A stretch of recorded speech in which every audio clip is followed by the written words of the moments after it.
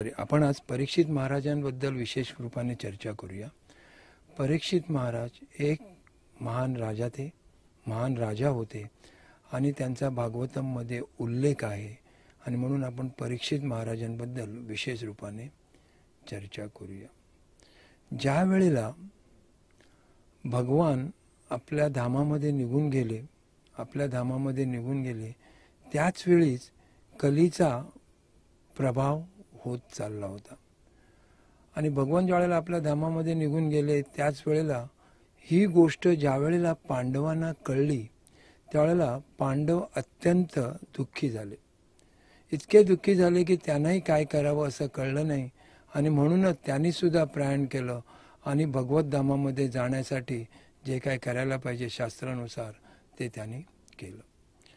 आणि हे करत असताना सुद्धा ताबडतोब युधिष्ठिर महाराजांनी आपलं राज्य हे परीक्षित महाराजांना दिलं। परीक्षित महाराज त्यांचे पुत्र हे होते, नातू होते, त्यांच्या हातात राज्य देऊन त्यांनी योग्य वेळी भगवत धामामध्ये जाण्याचा प्रयत्न करून आपला राज्य त्याग करून ते वनवासात गेले होते। आणि असे परीक्षित महाराजांना ज्या वेळेला राज्य मिळालं त्याच वेळेला परीक्षित महाराजांचा जन्म जर तुम्ही पाहिलात की एक अत्यंत बिकट परिस्थितीमध्ये झाला होता। परीक्षित महाराज ज्या वेळेला गर्भाशयामध्ये होते त्याच वेळेला भगवान श्रीकृष्णाने त्यांना दर्शन देऊन वाचवलेलं आहे।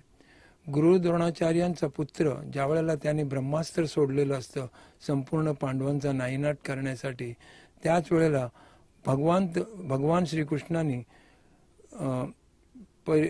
उत्तरेच्या गर्भामध्ये प्रवेश करून संपूर्णपणे परीक्षित महाराजांना वाचवलेलं असतं आणि परीक्षित महाराजांना त्यांनी गर्भामध्येच परीक्षित महाराजांनी आपल्या आईच्या गर्भामध्ये श्रीकृष्णांना पाहिलेलं असतं। असे हे उत्तम एक राजा आहेत आणि त्यांनी अशा पद्धतीने राज्य केलं होतं की त्यांचा उल्लेख भागवतम मध्ये झालेला आहे। परीक्षित महाराजांचा ज्या वेळेला जन्म झाला त्याच वेळेला त्यांच्याकडे असंख्य गुण असे एक चांगले होते की जे दैविक गुण म्हटले जातात आणि त्या भगवान ज्या वेळेला पृथ्वी तलावर होते जे काही गुण होते तेच गुण परीक्षित महाराजांकडे होते। आणि त्या परीक्षित महाराजांच्या गुणांचा उल्लेख अनेक ऋषी मुनींनी अनेक जे कोण आले होते त्यांच्या नामकरण विधीला त्याच वेळेला अनेक लोकांनी अनेक साधू ऋषी महाराजांनी त्यांनी त्यांच्या गुणांचे वर्णन केलेले आहे आणि त्यांचं कर्तृत्व कसं असेल यांचंही वर्णन त्यांनी त्याच वेळेला केले होते आणि त्याला साजेसच असं राज्य परीक्षित महाराजांनी केलं। परीक्षित महाराज राज्य करताना त्याने अशा पद्धतीने राज्य केलेलं आहे की ब्रह्मादि कीट पतंग वधवा यश्च जीवा म्हणजे एक छोट्याशा मुंगीपासून ते मनुष्य जीवन त्या नियमाच्या पालनानुसारच राज्य चालत होतं। आणि परीक्षित महाराज सांगतात तू कलीला किंवा अशा ठिकाणी राहा आणि परीक्षित महाराज कली सांगतो की असं राज्यागार नाहीये तो मला तू एक 5वं स्थान दे।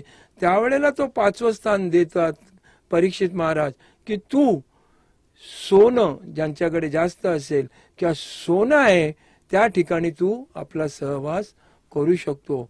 आणि परीक्षित महाराजच्याकडून तो परमिशन घेतो आणि परीक्षित महाराज त्याला असं का देतात माहिती आहे का की त्याचा हत्या करत नाही। त्याला एक कारण असतं की तो एक शरण आलेला असतो आणि दुसरं कारण असं असतं की या कलियुगाच्या प्रभावामध्ये 2 गोष्टी भगवंताने चांगल्या दिलेल्या आहेत। एक या कलियुगामध्ये कोणतेही कार्य न करताना सुद्धा मनाने जरी भगवंताची कोणी सेवा केली म्हणजे कळलं का मनानेच की इच्छा आणली तरी ते साध्य होऊ शकतं।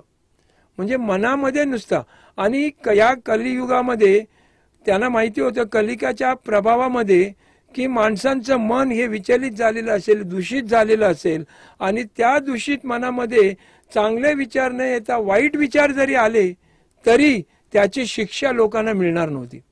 बघा म्हणजे कलियुगामध्ये लोक लोकांनी काहीतरी वाईट विचार मनात आणला, पण त्या घडवून नाही आणलं. त्या विचारामध्येही जरी काय असेल तरी ती शिक्षण होणार नव्हती. आणि कलियुगामध्ये नुसतं मनाने तुम्ही जरी विचार केला आणि कोणतेही कृत्य जरी केलं नाही तरी तुम्हाला त्याचा लाभ मिळणार होता. हे एक चांगलं गुण होतं.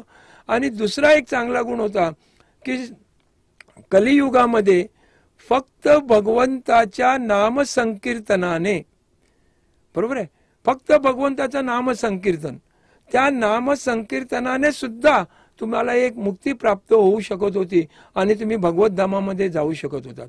हा एक दुसरा भाग होता. आणि या दोन गोष्टी बघितल्यानंतरच परीक्षित महाराजांना वाटलं की जर नामस्मरणाने भगवंताच्या निव्वळ जर भगवंत जर प्राप्त होणार असतील तर कलीला आपण काही करण्याची गरज नाही आहे. तो लोक नामस्मरण तर करतीलच, कीर्तन करतीलच, आणि यामुळे त्यांनी कलीला एक माफ केलेलं असतं. आणि हेच चाललेलं असताना ज्या वेळेला कली निघून जातो तो एकदम उद्दमपणे हसतो. आणि त्यावेळेला परीक्षित महाराज त्याला विचारतात की हे कली तू हसतोस काय, असं काय झालं माझ्या हातून की तुला हसणं यायला लागलं. की तुम्ही मला जीवदान दिलेलं आहे त्या दोन गोष्टीमुळे मला माहिती आहे काय, की लोकांना भगवंताचं नामस्मरण किंवा भगवंताचं कीर्तन आणि मनामध्ये वाईट गोष्टी आल्यानंतर सुद्धा त्यांना दंडित न होता, परंतु चांगल्या गोष्टी जर भगवंताबद्दल निर्माण होतील तर त्यांचं फळ भगवंताला मिळेल. या दोन गोष्टीमुळे तुम्ही मला जीवदान दिलेले आहेत. परंतु त्यांना मी कीर्तन करायला लावीन तर ना, त्यांच्यावर मी इतका प्रभाव टाकीन, इतका प्रभाव टाकीन, इतका प्रभाव टाकीन की ते कीर्तनच सोडा की जवळजवळ भगवंतांना सुद्धा विसरतील. असं मी करेन. आणि या उद्धवप्रमाणे हसून कली निघून गेला. तरी भगवंतांना परीक्षित महाराजांना वाईट वाटलं की हरकत नाही, कलीचा प्रवेश झालेला आहे. आणि ह्याच विचारामध्ये ते आपलं राज्य बघण्यासाठी चाललेले असतात.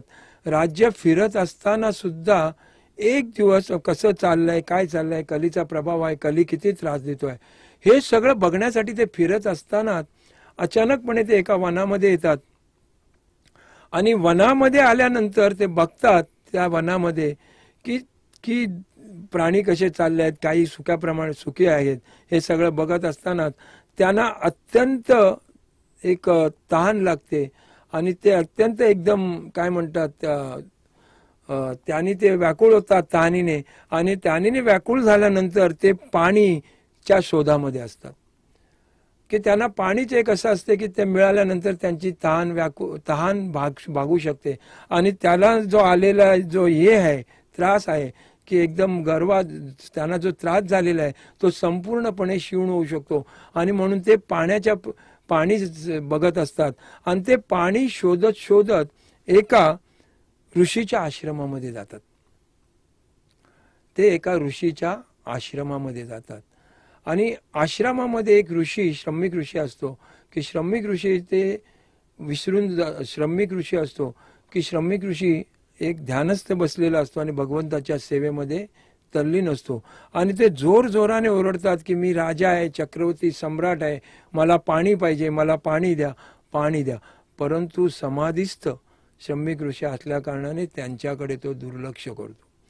आणि त्याच वेळेला परीक्षित महाराजांना एक क्रोध येतो की मी एक चक्रवर्ती सम्राट आहे आणि हा ऋषी एवढा हे आहे, गर्विष्ठ आहे की तो मला पाणी देत नाहीये, की मी त्याच्याकडे पाण्याची याचना करतोय आणि तरी पाणी देत नाहीये. आणि एकदम दाखवतोय की मी भगवंताच्या याच्यामध्ये तल्लीन आहे, म्हणजे ध्यानस्थ बसलेला आहे. आणि त्यावेळेला त्याला राग येतो. परंतु तो काय ऋषीमुनी उठत नाही बघून ते परीक्षित महाराज परत बाहेर येतात. बाहेर येऊन एक त्यांना दिसतं त्याच्या आश्रमाच्या समोर एक मेलेला साप पडलेला आहे. आणि त्या मृत सापा आपल्या धनुष्यबाणाने उचलतात आणि त्या राजाला शिक्षा देण्यासाठी, दंडित करण्यासाठी की तू कसा अपराध केलायस एक राजाचा, ते दाखवण्यासाठी तो मृत साप त्याच्या गळ्यामध्ये टाकतात. आणि ज्या वेळेला मृतसाप गळ्या टाकून आणि ही परीक्षित महाराजांची पहिली चूक असते. आयुष्यामध्ये त्यांनी कंटाळी असा त्यांना क्रोध आलेला नसतो, त्यांना माहिती असतं भगवद्गीतेत सांगितलेल्याप्रमाणे की क्रोधास्त भवन्ति सम्मोह, हे त्यांना माहिती असतं. त्यामुळे त्यांना क्रोधही कधी आलेला नसतो. परंतु या वेळेला निव्वळ त्यांना एक दमलेले असतात. ते आता दमलेले असल्या कारणाने त्यांना एक तहान लागते आणि तहानामध्ये ते पाण्याची प्रतीक्षा करत असतात आणि ते पाणी न दिल्यामुळे क्रोधिष्ठ होऊन त्यांनी तो मेलेला साप तक्षक त्यांच्या गळ्यामध्ये टाकलेला असतो. आणि इथे त्यांचा एक तपस्वी बालक असतो शृंगी, आणि तपस्वी बालकाला ज्या वेळेला दुसरे बालक सांगतात की अशी अशी एक गोष्ट घडली आहे, एक राजन आला होता, राजाने येऊन मेलेला सर्प तुझ्या पित्याच्या गळ्यामध्ये टाकलेला आहे आणि त्या गळ्यामध्ये सर्प टाकलेला असल्या कारणाने त्याला हे केलेलं आहे त्याने, आणि त्यावेळेला तो क्रोधिष्ठ होतो. बघा कलियुगाचा प्रभाव. उत्तम राजा ज्या वेळेला असतो त्याच वेळेला थोडासा कलीचा प्रभाव झाल्यानंतर तोही भ्रमिष्ठ होतो आणि भ्रमिष्ठ होऊन ध्यानस्थ बसलेल्या भगवंताचा जो एक हे असतो, भक्त असतो, त्याच्या गळ्यामध्ये ते साप, मेलेला साप टाकतात. इथे एक चांगला ब्राह्मणाचा मुलगा तपस्वी बालक तो सुद्धा एक क्रोधिष्ठ होतो आणि क्रोध होऊन म्हणतो की हे राजा, तू जे काय राज्यपद करतोय, तुझे काय राज्य चालवतोयस ना, ते राज्य चालवण्यामागे ब्राह्मणांची बुद्धी आहे. ब्राह्मणांच्या बुद्धीमुळे, ब्राह्मणांच्या कार्यामुळेच तू आज एक राजा बनलेला आहेस आणि या राज्य चालवण्याच्या मागे मागे एक ब्राह्मणांची बुद्धीच आहे. तू एक क्षत्रिय आहेस. तू कोण आहेस? एक कुत्रा आहेस. तू दरवाजाचं राखण केलं पाहिजेस आणि तू डायरेक्ट येऊन ब्राह्मणाला एकदम हे करतोयस की ज्या ब्राह्मणांच्या कृपेमुळे, ज्या ब्राह्मणांच्या सहकार्यामुळे तुझं राज्य चांगलं चाललेलं आहे, ज्याची संपत्ती तुझी वाढत चाललेली आहे, तोच एक शासक म्हणजे एक सेवक ब्राह्मणाला एकदम कलुषित करण्यासाठी त्या ब्राह्मणाच्या गळ्यामध्ये तू एक मेलेला सर्प टाकलायस, मी तुला शाप देतो. आता बघा, एक तपस्वी बालक, एक महान राजा की जो धर्माच्या नियमाप्रमाणे राज्य करतो, कोणत्याही पद्धतीने भगवंताची सेवा करूनच तो राज्य करत असतो, त्याला सुद्धा एक विशिष्ट समय कालाच्या प्रभावामुळे मेलेला सर्प तो शम्यक ऋषींच्या गळ्यात टाकतो. आणि ते एक तपस्वी बालक सुद्धा त्या कलीच्या प्रभावामध्ये येऊन त्याला फटकन शाप देतो की सातव्या दिवशी तक्षक येऊन तुला दंश करून तू मृत्युमुखी होशील. म्हणजे हा शाप देतो. आणि हा शाप देऊन ते बालक आपल्या कुटियामध्ये येतं आणि सगळा झालेला वृत्तांत शम्यक ऋषी शम्यकना सांगतात. आणि ज्यावेळेस तो ब्राह्मण ऐकतो आणि अत्यंत रडकुंडीला येतो शम्यक. का? की एक अत्यंत उत्कृष्ट असा राजा, सगळ्यात चांगल्या पद्धतीने राज्य करणारा राजाच्या हातून एक क्षुल्लक गोष्ट चुकीची झालेली असते आणि या क्षुल्लक गोष्टीच्या चुकीमुळे त्याला मृत्यू ओढवलेला असतो आणि 7 दिवसामध्ये त्याचा मृत्यू होणार असतो. आणि खरोखरच त्यांना वाईट वाटतं. ताबडतोब ते भगवंताकडे याचना करतात की हे भगवंता, माझ्या मुलाने घोर अपराध केलेला आहे. तुझ्या नियमानुसार कार्य करणाऱ्या राजाला त्यांनी एक शाप दिलेला आहे आणि तो शापाने आता त्याचा मृत्यू होणारच आहे. तेव्हा माझ्या पुत्राला तू एक माफ कर. म्हणून ते भगवंताकडे याचना करतात. आणि तशा प्रकारचा संदेश सुद्धा ते परीक्षित महाराजांना देतात की तुला शाप मिळालेला आहे.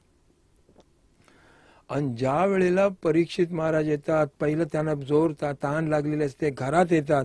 घरात आल्यानंतर ते पहिला आपला मुकुट काढतात आणि मुकुट काढल्यानंतर जे पाण्या पितात त्याच वेळेला त्यांना ज्ञान होतं की मी काहीतरी चूक करून आलेलो आहे. आणि त्याच वेळेला ते भगवंताच्या समोर जातात आणि भगवंताची याचना करतात की भगवंता, मी अशी अशी चूक केलेली आहे, मला शिक्षा झाली पाहिजे, ही शिक्षा मला तू ताबडतोब दे. मी एक साधू संत जो चांगल्या पद्धतीने बसलेला असतो ध्यानस्थ, त्या ध्यानस्थ बसलेल्या साधू संताच्या गळ्यामध्ये मी साप टाकलेला आहे आणि मी एवढा नीचपणाने वागलेलो आहे की मला तू माफ करू नकोस, मला पहिला प्रथम शिक्षा दे. आणि त्याच वेळेला त्यांना असं एक समजतं की शृंगी ब्राह्मण पुत्राने त्यांना शाप दिलेला आहे आणि ते इतके आनंदित होतात ते आनंद होतो त्यांना की खरोखरच चांगलं झालं की मी जे काय दुष्कर्म केलेलं आहे त्या दुष्कर्मामध्येच त्या जे दुष्कर्म केलेलं आहे त्या दुष्कर्माचं फल मला मिळालेलं आहे आणि 7व्या दिवशीच मला येऊन चक्षक करणार आहे.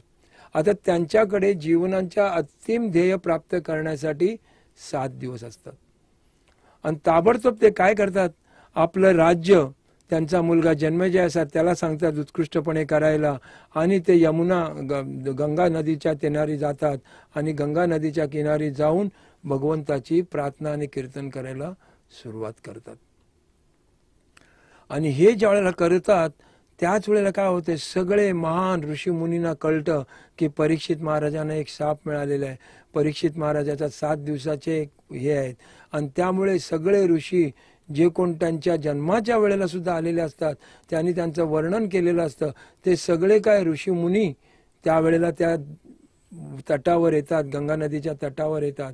गंगा नदीच्या तटावर येऊन ते परीक्षित महाराजांच्या समोर बसतात आणि परीक्षित महाराजांना आनंद होतो की आज माझं देह मी सोडणार आहे या महान ऋषी मुनींच्या समोर बघूनच मी आता माझ्या देहाचा त्याग करणार आहे. आणि खरोखरच ते त्यावेळेला हे करत असतात. आणि थोड्या वेळानंतर काय होतं की तिथूनच शुकदेव गोस्वामी सुद्धा जात असतात. करेक्ट. शुकदेव गोस्वामी जात असताना ते ताबडतोब शुकदेव गोस्वामींना बोलवतात, आसनावर बटवतात, त्यांची चांगल्या पद्धतीने सेवा करतात आणि सांगतात की भगवंताची माझी इतकी कृपा आहे, भगवंताच्या माझ्यावर इतकी कृपा आहे की आज इतक्या भल्या मोठ्या साधू संतांना सुद्धा माझ्या शेवटच्या क्षणी पाठवलं. इतकंच नाही की एक महान कथावाचक शुकदेव गोस्वामी हे सुद्धा इथे आलेले आहेत आणि त्यांना सुद्धा मला बघण्याचा लाभ मिळाला. त्यांच्याकडून आता मी काहीतरी प्रश्न विचारून भगवंताची सेवा करण्याचा प्रयत्न करेन.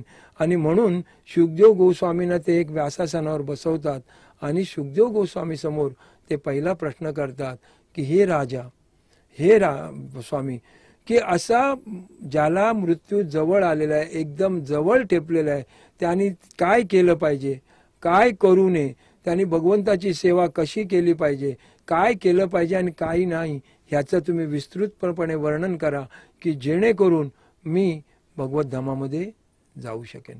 आणि त्याच वेळेला शुकदेव गोस्वामी सांगतात की तुझा हा प्रश्न अत्यंत चांगला आहे की मृत्यू समयी काय केलं पाहिजे, भगवंताची सेवा कशी केली पाहिजे हेच तू विचारतोयस आणि भगवंताची सेवा करणं हेच मृत्यू समयी काम आहे.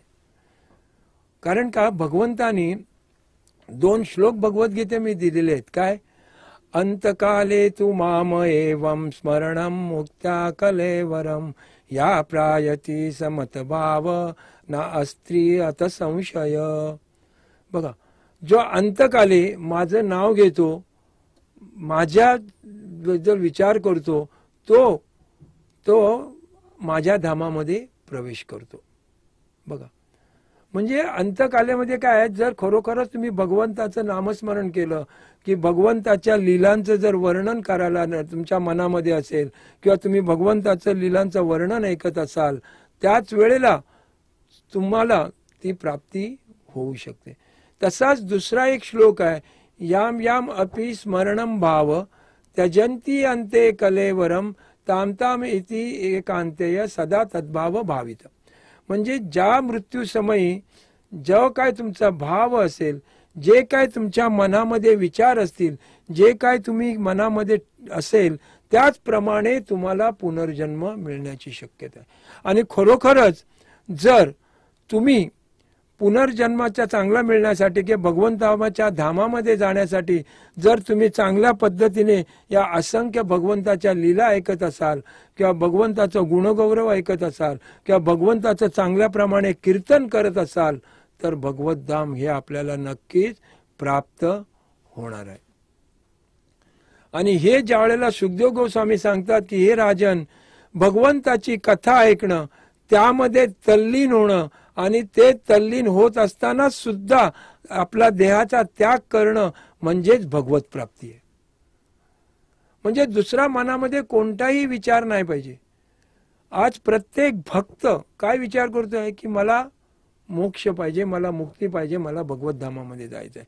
आणि जर त्याला जायचं असेल तर ह्या 2 श्लोक, जसे परीक्षित महाराज न घाबरता आपल्या राज्याचा त्यांनी त्याग केला आणि राज्य जन्मेजयला देऊन स्वतः वनावर तटावर आले, स्वतः भगवंतांनी तशी यंत्रणा निर्माण करून सुखदेव गोस्वामी तिथे आले, असंख्य साधू संत आले.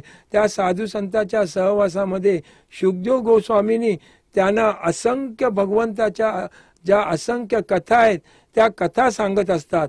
आणि त्या कथा परीक्षित महाराज इतक्या तन्मयतेने ऐकत असतात, इतक्या तन्मयतेने ऐकत असतात की त्यांना आपले 7 दिवसाचा सुद्धा थांग पत्ता लागत नाही, किंवा ते 7 दिवस पाणी सुद्धा किंवा अन्न ग्रहण सुद्धा करत नाहीत. आणि इतके तन्मयतेने कथा ऐकत असतात की त्या कथेच्या माध्यमातूनच त्यांचा देह त्याग होतो आणि त्यांना भगवतधाम प्राप्त होतं. तर आम्हाला सुद्धा ह्याच्यामधून हेच शिकायचं आहे आपल्या भक्तांना की भगवंतांनी जे सांगितलंय, अंतकाले तू माम एवं स्मरणम मुक्त्या कलेवरम किंवा याम याम अपि स्मरणम भाव त्यजंती अंते कलेवरम, हे जे 2 श्लोक आहेत ना, हे आपल्याला मुक्तीसाठी फार योग्य आहेत. आणि या 2 श्लोकसाठी आपल्याला काय करावं लागेल की सगळ्यात पहिल्या प्रथम भगवंताची सेवा दृढ निश्चयाने करावी लागेल आणि मन आपल्याला भगवंताच्या सेवेमध्ये राहायला लागेल. तर भगवंत अंतकाले जर भगवंताचं नाव यायचं असेल तर नुसतं जे काय आपण मामूली कार्य करतो तसं करून येण्याची शक्यता कमी आहे. कारण का भौतिक वस्तू इतकी हे आहे, भौतिकमध्ये इतकं आहे की त्याच गोष्टीची तुम्हाला आठवण येईल. भौतिक गोष्टीमध्ये इतकं आहे की त्या भौतिक गोष्टी ज्या काही तुम्ही केलेल्या आहेत त्याच तुम्हाला आठवण येऊ शकतात. आणि त्यासाठी भगवंताची सेवा करणं आणि भगवंताच्या सदैव सेवेमध्ये राहणं, भगवंताला संतुष्ट करण्यासाठी कार्य करणं, हे ज्या वेळेला तुम्ही आत्तापासूनच कराल त्याच वेळेला अंतकाले आपल्या मुखामध्ये भगवंताचं नाव येऊ शकतं आणि आपल्याला धाम मिळू शकतं. तसं परीक्षित महाराजाने असंख्य भगवंताच्या कथा ऐकून योग्य प्रस्थान भगवंताच्या धामामध्ये प्रस्थान केलं. तसंच आम्ही सुद्धा, आमच्यासारखे भक्त सुद्धा, आमच्यासारखे भक्त सुद्धा, सामान्य मनुष्य सुद्धा भगवंतानी 525 वर्षापूर्वी एक महामंत्र दिलेला आहे चैतन्य महाप्रभूंनी. त्या महामंत्राचा जप करून चांगल्या पद्धतीने आपण कीर्तन करून भगवतधाम प्राप्त करू शकतो. आणि या जपाच्या माध्यमातून आपण आपलं शरीराचं शुद्धीकरण करून भगवंताकडे मती लावू शकतो, भगवंतांना पूर्णपणे हृदय ठेवू शकतो. आणि तो महामंत्र असा आहे की कधी केव्हाही कोणत्याही क्षणी तुम्ही म्हणू शकता. त्या महामंत्राचा जप करून भगवंताच्या जवळ जाण्याचा प्रयत्न करा. हा मंत्र हरे कृष्णा कृष्णा कृष्णा हरे हरे, हरे राम राम राम हरे हरे. हरे कृष्ण.